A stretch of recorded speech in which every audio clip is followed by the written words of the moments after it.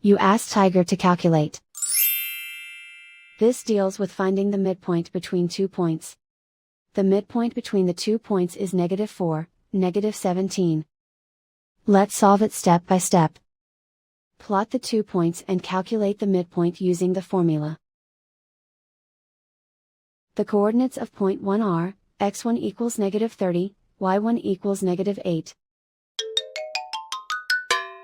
The coordinates of point 2 are, x2 equals 22, y2 equals -26. PM represents the midpoint of the 2 points.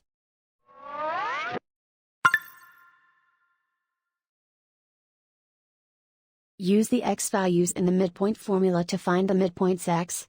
x1 equals -30. x2 equals 22.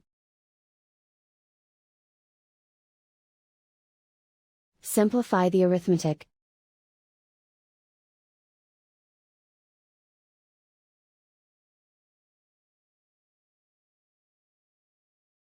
Use the y values in the midpoint formula to find the midpoints y. y1 equals -8. y2 equals -26. Simplify the arithmetic.